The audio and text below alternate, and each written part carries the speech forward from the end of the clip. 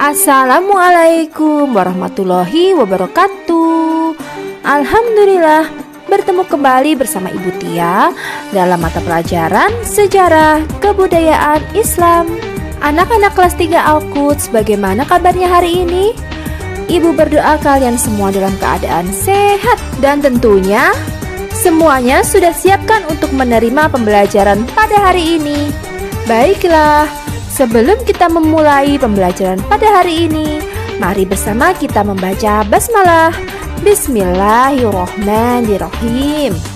Baiklah solih dan solihah, hari ini kita akan melanjutkan materi minggu lalu ya, di pelajaran 7 yaitu bukti-bukti kerasulan Nabi Muhammad SAW. Nah, pada pembelajaran hari ini kita akan membahas tentang mukjizat apa saja ya yang diberikan dari Allah Subhanahu wa Ta'ala kepada Rasulullah Muhammad SAW. Oke anak-anak, sebelumnya kita harus tahu ya, apa ya arti mukjizat? Setiap nabi dan rasul memiliki sesuatu yang luar biasa yang tidak dimiliki oleh orang lain. Nah, sesuatu yang luar biasa ini yang disebut dengan mukjizat. Jadi, arti dari mukjizat adalah sesuatu yang luar biasa pada diri nabi dan rasul yang tidak dapat dimiliki atau ditiru oleh manusia biasa. Tantangan dalam menyebarkan ajaran Islam sangat banyak. Nah, makanya Allah memberikan mukjizat kepada para nabi dan rasul yang memiliki kesabaran yang luar biasa dalam menyampaikan ajaran Islam. Sehingga fungsi dari mukjizat adalah untuk membuktikan kepada umat para nabi dan rasul bahwa dia adalah benar-benar seorang utusan Allah Subhanahu wa Ta'ala. Di samping itu juga berfungsi untuk mengatasi rintangan dan tantangan dalam menyebarkan ajaran Islam.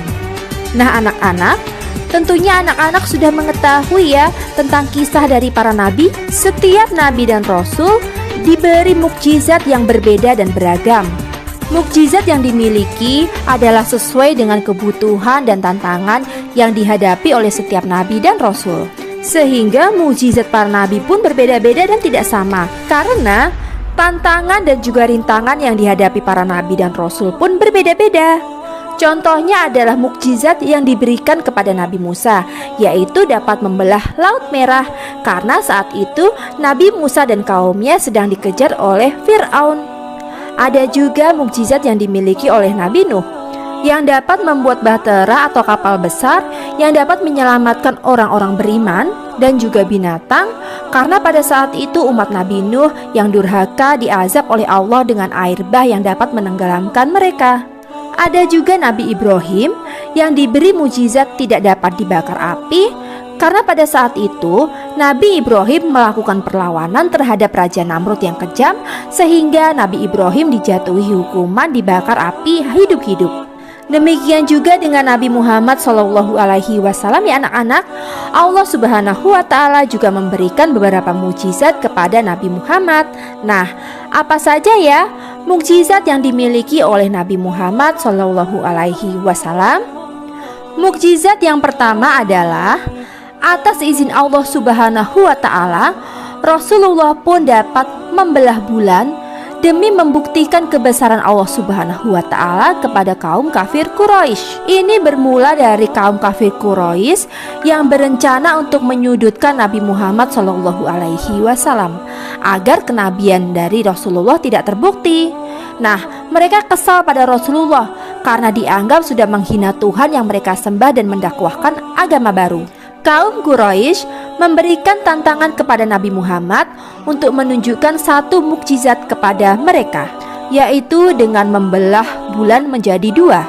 Dengan izin Allah, Rasulullah kemudian memperlihatkan kebenaran kepada mereka, yaitu bulan akhirnya terbelah menjadi dua dan kemudian menyatu sesuai dengan permintaan para kafir Quraisy. Namun, meski Rasulullah telah menunjukkan mukjizat dan kebesaran Allah pada kaum kafir Quraisy, tapi mereka tetap tidak mau beriman kepada Allah. Mereka malah menuduh Nabi Muhammad sebagai tukang sihir. Mukjizat Nabi Muhammad yang kedua adalah menghentikan perjalanan matahari. Anak-anak, sewaktu Nabi Muhammad ditantang oleh kaum Quraisy untuk membuktikan kenabian beliau, dengan izin Allah Subhanahu wa Ta'ala, Rasulullah kemudian memberikan isyarat kepada matahari, dan matahari pun langsung terbenam dengan cepat, sehingga dunia menjadi gelap gulita. Lalu terbitlah bulan purnama yang cahayanya terang benderang. Dan tatkala bulan sudah meninggi, Rasulullah pun memberikan isyarat kembali dengan kedua jarinya kepada bulan. Maka bulan pun meluncur dengan cepat ke bumi. Kemudian bulan pun bergetar bagaikan awan dan terbelah menjadi dua. Mukjizat Nabi Muhammad yang ketiga adalah memunculkan kembali matahari yang sudah terbenam. Anak-anak, setelah bulan terbelah menjadi dua, kemudian bulan bersatu kembali dan bersinar lagi seperti sedia kala. Lalu bulan pun kembali ke langit seperti semula dengan sinarnya yang terang benderang, dan kemudian terbenam. Selanjutnya, matahari pun kembali terbit seperti semula. Mukjizat Nabi Muhammad yang berikutnya adalah memperbanyak makanan yang jumlahnya sedikit hingga dapat dimakan oleh ribuan orang. Diriwayatkan oleh Al-Bukhari dan Muslim, Abu Talhah dan istrinya mendengar bahwa Nabi Muhammad sedang lemas. Kemudian Abu Talhah mengundang Nabi Muhammad untuk makan di rumahnya. Nabi Muhammad kemudian datang dengan mengajak banyak sahabat. Namun Abu Talhah hanya memiliki sedikit saja makanan.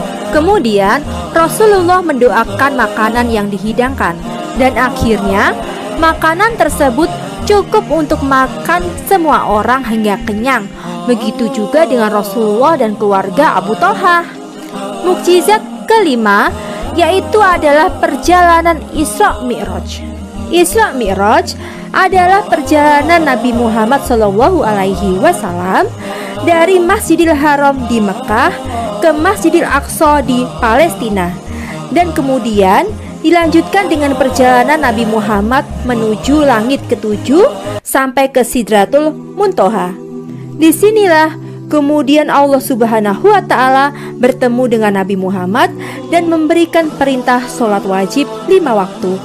Mukjizat yang keenam adalah dapat menyembuhkan berbagai penyakit hanya dengan berdoa dan mengusap bagian yang sakit. Contohnya ketika Nabi Muhammad SAW menyembuhkan kaki sahabat yaitu Abdullah bin Atik yang patah saat menjalankan misi penyerangan. Lalu ada juga ketika Rasulullah menyembuhkan luka Salamah yang mendapatkan luka bekas pukulan saat perang Khaybar.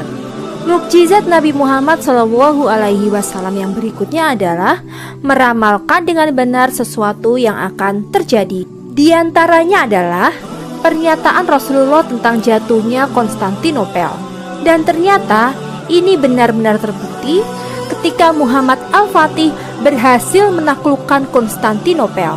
Lalu ada juga tentang kejatuhan kerajaan Persia. Dan masih banyak lagi perkataan Rasulullah yang kemudian benar-benar terjadi. Anak-anak, mukjizat berikutnya yang diberikan kepada Rasulullah Muhammad dan merupakan mukjizat yang paling besar bagi Nabi Muhammad SAW, yaitu adalah diturunkannya kitab suci Al-Quran. Al-Quran adalah kitab suci penyempurna dari kitab suci yang lain yang pernah diturunkan kepada Nabi sebelumnya. Sebagai mukjizat, Al-Quran akan kekal sepanjang dunia ini ada. Nah, hal itu sesuai dengan janji Allah Subhanahu wa Ta'ala, di mana Al-Quran akan selalu terpelihara keasliannya sepanjang masa, seperti yang terdapat di firman Allah di surat Al-Hijr ayat ke-9. Nah, anak-anak, Al-Quran merupakan mukjizat terbesar dari Rasulullah Muhammad SAW. Dan Al-Quran memiliki beberapa keistimewaan. Apa saja ya keistimewaan dari Al-Quran? Keistimewaan dari Al-Quran diantaranya adalah: pertama, keindahan susunan bahasanya yang tidak ada yang dapat menandingi. Keistimewaan yang kedua, isi kandungan Al-Quran merupakan penyempurna bagi kitab-kitab yang telah diturunkan terdahulu. Kitab yang diturunkan sebelum Al-Quran diantaranya adalah Taurat, Zabur, dan Injil. Dengan turunnya Al-Quran, kitab-kitab ini menjadi tidak berlaku karena semuanya sudah disempurnakan di dalam Al-Quran. Ketiga, Al-Quran menjadi petunjuk utama atau Al-Huda untuk mencapai kebahagiaan hidup manusia baik di dunia maupun di akhirat. Keistimewaan yang keempat adalah Al-Quran menjadi pengingat atau al-zikir dan pengobat atau asyifa bagi kaum muslimin yang membacanya. Keistimewaan yang kelima adalah dengan membaca Al-Quran itu sama saja dengan ibadah, sehingga berpahala bagi yang membacanya maupun bagi yang mendengarkannya. Anak-anak, kenapa ya Al-Quran disebut sebagai mukjizat terbesar bagi umat manusia? Ini karena berbeda dengan mukjizat yang lain dari Nabi Muhammad maupun nabi-nabi yang sebelumnya, kita sudah tidak dapat melihat lagi mukjizat-mukjizat tersebut.